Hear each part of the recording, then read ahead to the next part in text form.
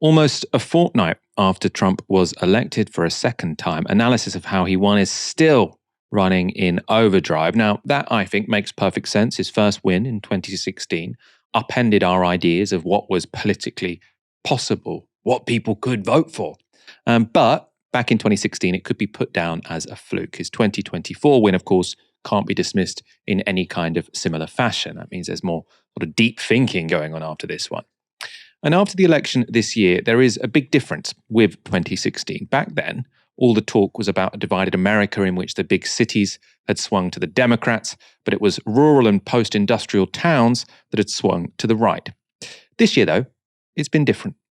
Donald Trump, you remember back in 2017, the liberal cities were the resistance, the core of the resistance. What happened in 2024? You think of a major city in the United States, Donald Trump put up the best Republican performance for a Republican nominee for president in at least 20 years, if not the entire 21st century. We're talking about Chicago, Los Angeles, New York City, San Francisco. Across the map, Donald Trump put up historically strong numbers for Republican candidate, for president in places that, truthfully, if you had asked me 8 years ago, I would have never thought possible. No, I mean, it is really stunning. So what exactly is driving it? What's driving it? I think immigration, one of the things you mentioned earlier on in that last segment, is part of it, but I think crime is a big part of it as well. Yep.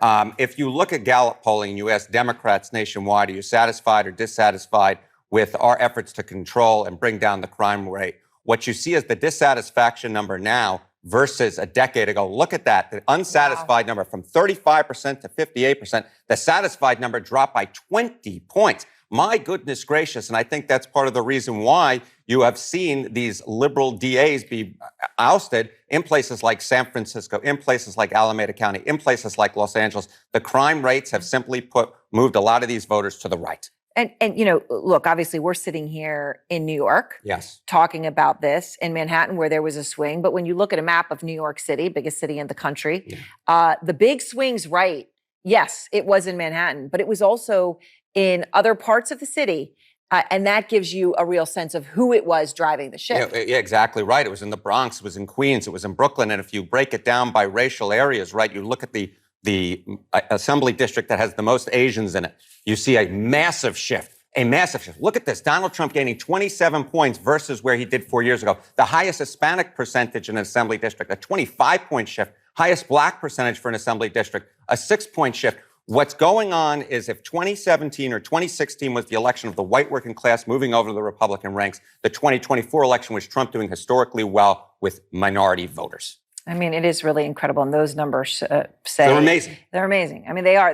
If that doesn't give you pause, if you're a Democrat looking at this world, I don't know what will.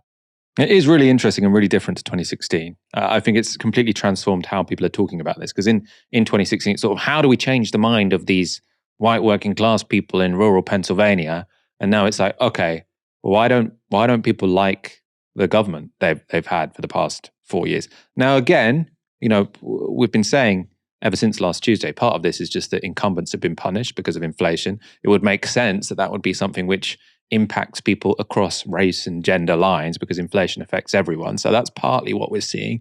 But it does also seem like, potentially America isn't as divided as it was. It just doesn't like the liberals as much as it used to tolerate them, or maybe they've changed. We're going to talk about that in one moment.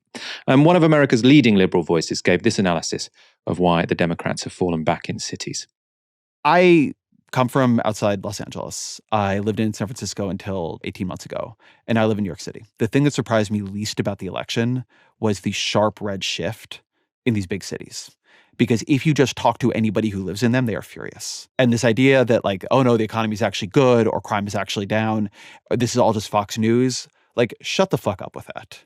Talk to some people who live near you. The rage I just hear from people in New York, this is partially Greg Abbott busing huge amounts of migrants here, but that does mean, by the way, there are enough migrants that Greg Abbott could bus actual human bodies to New York City. And it was a big enough problem that New York City was not able to effectively deal with it, right? It does show that what was going on the border was much worse. I think the Democrats were letting themselves accept for all the cruelty of what Abbott did there. That was not like an ad campaign. Those were actual people who had come into the country who were overwhelming border states. The sense of disorder rising, right? Not just crime, but homeless encampments, trash on the streets, people jumping turnstiles in subways, crazy people on the streets. you just talk to people and they're mad about it. They feel it's different than it used to be. I mean, in San Francisco, like the fury is overwhelming. And you see that it's not just the presidential level. London Breed, the SF mayor, just lost re-election. In Oakland, they recalled the mayor. A bunch of the progressive DAs across the country were recalled or beaten in re-election campaigns. If Eric Adams has a lot of problems, but if he were obviously on the ballot, he would almost certainly, it seems to me, lose. You have to be able to govern well. People don't follow politics, but they live in the place they live. They see if prices have gone way up, and a bunch of economists telling them, no, don't worry about the price of everything. At least for some people, and maybe net, a slight majority of people, real wages have modestly outpaced inflation is like not going to do it. Because people feel when they get a raise, that's them. And when prices are going up, that's you, the government. I thought two things worth noting there. So that's Ezra Klein, very sort of leading, very thoughtful, liberal voice. And he's basically sort of saying at the beginning there that sort of liberals have underestimated the amount to which people in their cities, they notice things sort of like increasing. I mean, in America, it's this unique situation where you've got lots of people crossing the border in the South and then Republican governors busing those people to northern blue states like New York. And then Ezra Klein saying one of the reasons why people might have shifted to Trump in New York is because they're seeing that this causes an element of dysfunction, similar with people seeing crime around them, which is something that's often dismissed by progressives.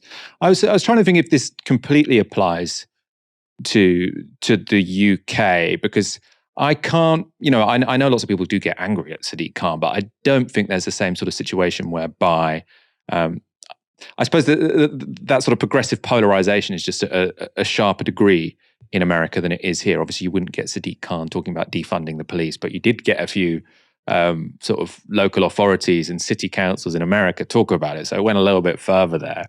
In terms of which party has left the center, we often talk about it saying that, the right has gone off the deep end. Lots of people now say maybe it was the left after all. And a new article by John Van Murdoch in the Financial Times, he suggests that while we were talking about Republicans shifting to the right, it was Democrats who on some issues were the ones that, if you just look at the charts, it looks like they were the ones that radicalized. So on the left here, you can see what proportion of the public support affirmative action. For the median voter, it's barely changed between 1996 and 2020. So you can see support from the median voter. It was always quite low. It's gone from just under 20% to just over 20%.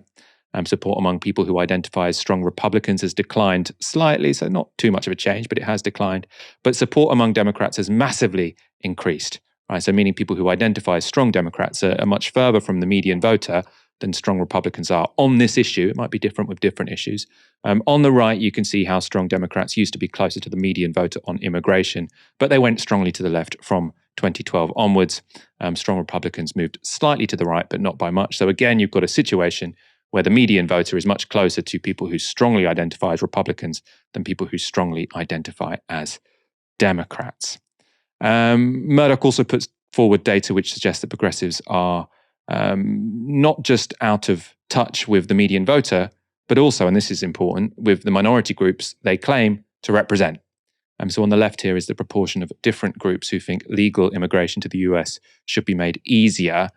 So I suppose the grouping is a little bit interesting here because you've got whites divided and then people of ethnic minorities not. But you've got among white progressives, 80% agree with that statement that legal immigration should be made easier.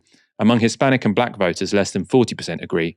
On the right, so I'll look to the right chart now, it shows you how different groups think about police. So asked whether the size of police forces and the scope of their work should be cut, just below 80% of white progressives agreed.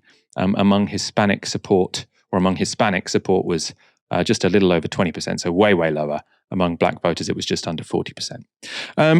Ash, was it the left that sort of abandoned the median voter and the mainstream to a greater degree than the right over the past few years, and we've just been kidding ourselves that it's the other guys who are the extremists? Well, I'd say yes and no. The first thing that I'd say, particularly about the immigration graphic that you showed up from John B. Murdoch there, is that you have to be just a little bit cautious, because what that does definitely show you is how strongly, strong, solid Democrats felt about wanting more immigration, right? And it shows you Republican voters kind of staying where they are, right? Strong Republican supporters. What that doesn't really tell you much about is the content of the kind of immigration policy that they want. So what you might have is you've got lots of strong Democrats saying, okay, we want to make the process of claiming asylum easier. We want to make the pathway to citizenship easier, but that doesn't mean open borders. Similarly, there's a difference between Republican supporters saying, okay, we want to bring down the levels of economic migration, we want to bring down the levels of undocumented migrants then getting citizenship, and all the way to I want mass deportations, I want whole families being rounded up and sent away, I want raids on workplaces.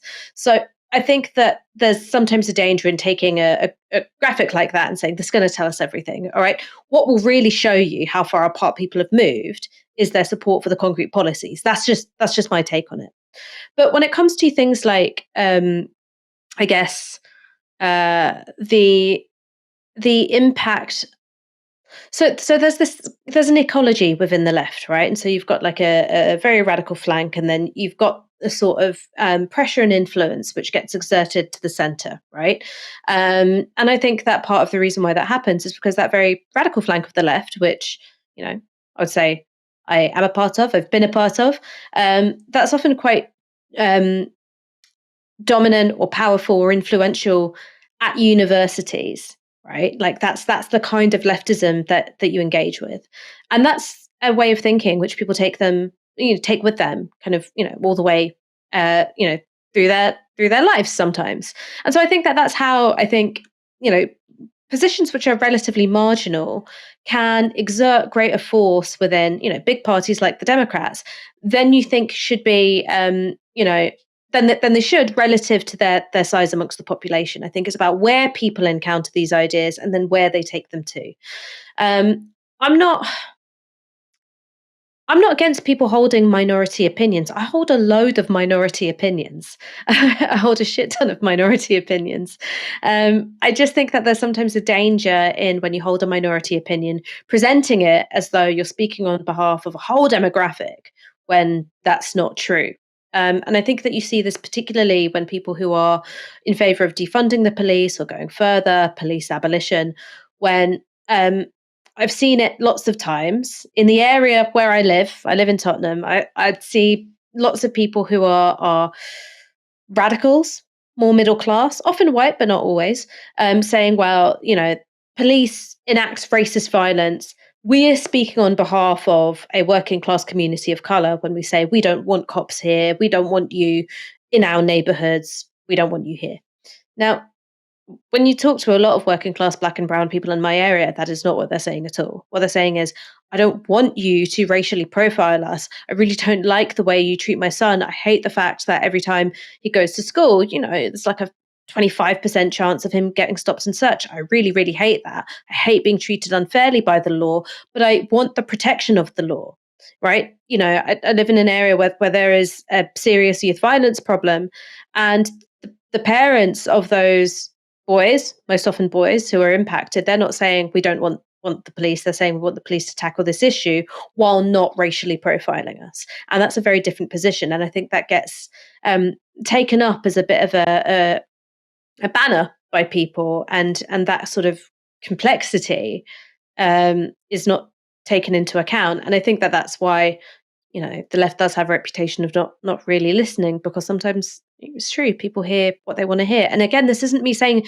don't hold minority opinions or don't fight for them, but I just kind of think that you need a degree of humility or sensitivity to how minority they really are, and I guess engage with it from the level of persuasion rather than crusading is maybe how I would put it. I don't know, does that make sense to you, Michael? I feel like I'm whiffling.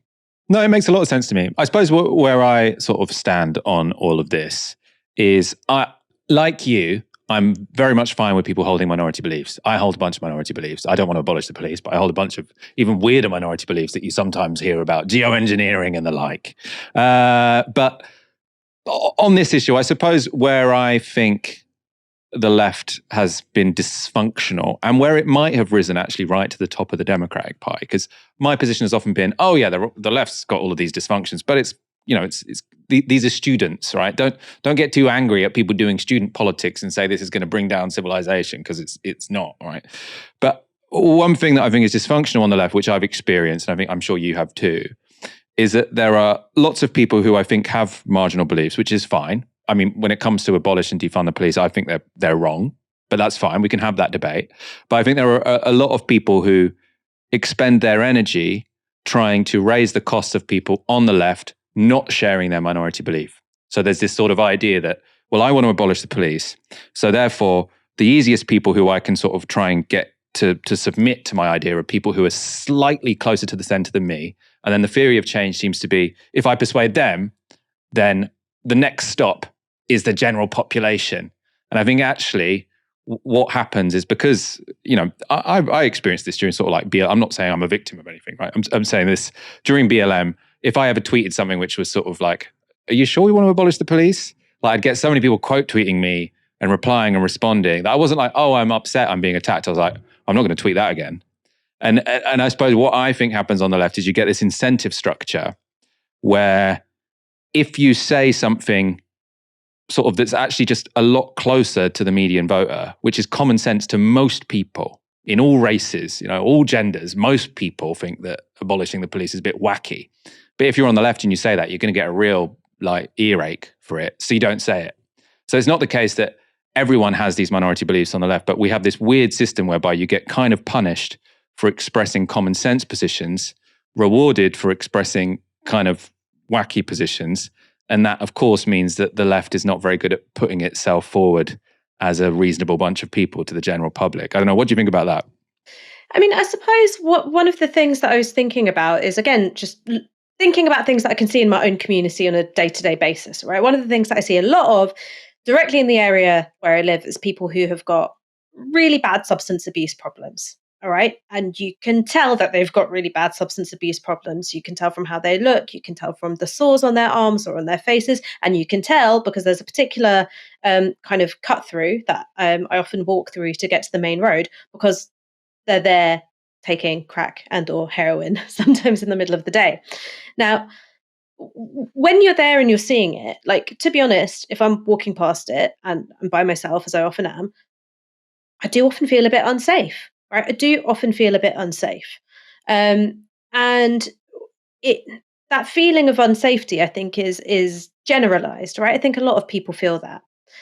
And so the thing that I guess I would suggest to people is take the work of persuasion seriously, because one of the issues is that unless you take some of those that feeling of unsafety seriously and say, okay, right, we can have a discussion about what kind of policing or what kind of care needs to be in place so that these people can get the help that they need. Like, what are these broader causes which are driving this very visible problem of drug addiction in your community, before people can be open to the idea of, like, what kind of care system do we need? You kind of have to deal with their feeling of unsafety first. And I think that that's often a bit which people on the left, particularly when you're trying to say that we don't want the police to deal with that, is that a lot of people go, okay, well, you're just going to spend ages talking about another system which isn't going to get set up, and the means of dealing with this feeling of unsafety that I have, well, that's the police. And I think that that's something which isn't really engaged with. And I think that I think that the task of the left is to take persuasion really seriously. And one of the problems is that when you say, let's take persuasion really seriously, is that people go, well, I'm just going to say what I'm already saying, but louder. Or people go, oh, well, I'm going to say this thing, which is, I don't like billionaires, or I don't like landlords. I mean, if you sit in on focus groups, some of the things that people say about billionaires and landlords, I disagree with, right? But it's surprising, right? You kind of have this idea against, working class people aren't going to like billionaires. One of the things that comes up in focus groups is that they go, well, I think that people who work hard should be rewarded. Now, again, I don't think that billionaires work hard for their money. I think what they do is, they own stuff, they exploit labor, they skim profit off the top. But if I've gone in with this idea of, like, okay, well, I've got some ideas which maybe people don't find so popular, but I'm going to do this thing, right? And it's like, we go really, really hard on the billionaires. Like, unless you I think, like, again, sitting on some focus groups, talk to people who aren't you, people who are outside of your circles, you're going to find yourself consistently surprised that people don't think what you think they're going to think. And that's again, it's not me trying to say like abandon these politics. It's me going like, you cannot come up with a persuasive strategy in a bubble. And I admit I am someone who exists in a bubble. I exist in a big ass bubble. But I'm increasingly thinking that I need to seek out ways to change that. Otherwise, the politics that I really, really believe in are never going to be successful. I mean, I think I would go one step further than you, because I worry when the takeaway is always pay more attention to persuading people. Because I basically, my approach has been less try and persuade people and have some humility. Like for so many of the things I think, oh, maybe I'm wrong. You know, I think actively seek out people who disagree with you on the proviso that you might be wrong. It doesn't mean you have to just be this sort of, you don't stake your position on anything. You're just sort of floating, saying, oh, it could be this, it could be that. Like, sure, have some basic political principles that you're fighting for. But I do think that, and this is actually, I think, massively absorbed the sort of NGO sector as well, where they're constantly talking about framing. You know, so we've come from this position that police are bad, borders are bad, everything should be publicly owned. How do we improve our framing strategy so we can persuade people of this? And it's sort of like, maybe you do need to take one step back and discuss, are your priors here actually sensible? Because it might be the case that if you have a more diverse, pluralistic movement where people all feel comfortable saying what they believe, that you're going to come to a slightly different position. Because I think often the problem with what, the positions the left come up with isn't that they're not expressing them well, that the position isn't very persuasive in and of itself, right? So I basically think that, if there had been a more open and healthy way of talking about things such as abolish the police, probably it wouldn't have had the legs it did. Because frankly, I think it's a silly idea, right? I'm totally fine for people to express it or to have that minority viewpoint. But I think one of the reasons why the left sort of ran with that idea for such a long time is because people were browbeaten into not expressing sort of opposition to it. You saw sort of high-profile figures like Li Fang work for The Intercept, and when he was a bit critical of the sort of riots that followed BLM, he ended up getting pushed out of that organization. So there really was a cost to not falling in line with some of these minoritarian views, which I think was a problem. And I don't think the thing that should be learned from it is just we need to be more persuasive. I think it's maybe we need to be more open to our ideas in case we change our minds. I don't know. What do you think, Ash? I think there's a lot of truth in that, right? And I guess for me, that is part of being persuasive, because I think one of the conditions of being persuasive is actual connection with someone else. And when you're actually connecting with someone else, you have to take the risk that you might be changed by them. Do you know what I mean? So you have to take the risk to go, oh, I've really absorbed what you said and maybe I'm wrong. And so that's the thing about persuasion, is that you set out to do it. But I think the only way in which you're really persuasive is if you're like really hearing somebody else, right? Not just sitting there waiting until it's your turn to speak, but really, really hearing them. And every time you do that, you take the risk that you're going to change something that you think, right? So I mean something quite specific when I'm talking about persuasion. I suppose one of the things that I'm wary of, and I wonder what you think about this, is that, when you go back and you look at polling from the 1960s in America, desegregation polled horribly. Martin Luther King polled horribly. The Freedom Riders polled horribly. They've obviously been vindicated by history. Now, I'm not saying that, I don't. The problem. One of the problems with the left is that you can take any issue and go, well, I don't care if I'm unpopular, I'm on the right side of history. And that becomes a reason not to listen to people, right? So I'm not saying take it to the extreme of going, well, I'm always on the right side of history. But what do you make of all those examples, whether it's desegregation or the anti-apartheid movement, whatever, where, polled horribly, polled really, really, really horribly? So some of them, the polling I remember seeing, so things such as the Freedom Riders, we've talked about this on the show before, and I think activists are always going to be unpopular, and that's fine, because the job of an activist who really cares about their cause is not to make themselves popular, it's to move the dial on an issue. And so, we talked about this when it comes to sort of Extinction Rebellion or whatever. I think, maybe it ended up, towards the end of it sort of being a bit self-defeating, but at the beginning, it was definitely the case that the majority of the public said, I hate these guys blocking the road, but they do have a point. And that's actually a perfect position to be in as an activist. That's a brilliant position to be in as an activist. I suppose when you're talking about the substantive policy issue, I don't know precisely where the polling was, but I mean, I take it's completely plausible what you're saying to me. I suppose then it's about what is your strategy. And I think, as far as I understand, I'm not an expert on it, but I think you can look at the gay rights movement here as well. There were many civil rights causes, for example, where a huge part of it was, we are going to have the argument, right? It wasn't, we're going to try and get this in by the back door and then browbeat people into accepting it. It's, we're going to go out there and we're going to have the argument that black people and white people are equal, or that gay marriage and gay relationships are just as valid as straight relationships. As far as I understand, I might be wrong, and I think social media has probably made a big difference here, but I'm not sure if it was the case that before, let's say, gay marriage was legalized, for example. I don't think it was made a taboo before it was legalized to say it shouldn't be legalized, right? I think the idea was that you're trying to persuade people until it becomes a majority position. I might not be completely correct there, but I do think that we have moved to a position whereby people are less willing to have an open conversation about things because they want to say, I'm going to win by default because you feel uncomfortable stating your actual opinion. And I think that's, and there were also, things that people were pushing for in the 80s, which were bad ideas, and some of them didn't happen, right? So you can also look to different periods where people were pushed for something and they didn't achieve it, and sometimes it's good they didn't achieve it.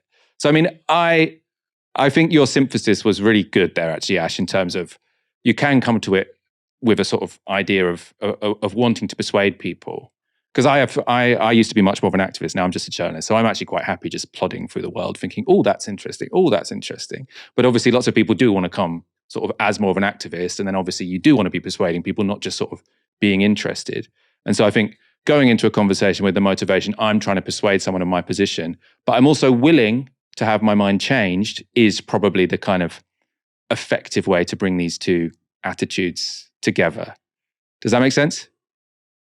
Yeah, that makes sense. Look, I think I'm just a hippie at the moment. Like I'm a real hippie at the moment, in that I believe in the transformative power of human connection. And what worries me about so many things, whether it's social media or, as you talked about, the way in which, the fear of social ostracism is sort of wielded to sort of get people into line. What worries me about all of these things, all of these attitudes to communication, is that it makes that human connection less possible. Right. I think that people can be persuaded by real life contact with real life people, but that goes two ways, right? It's always a two-way process. And what worries me about, the way in which things are contested, not just on social media, but I suppose in any mediatized form, is that it makes that human connection less and less likely because you're under such a feeling of threat.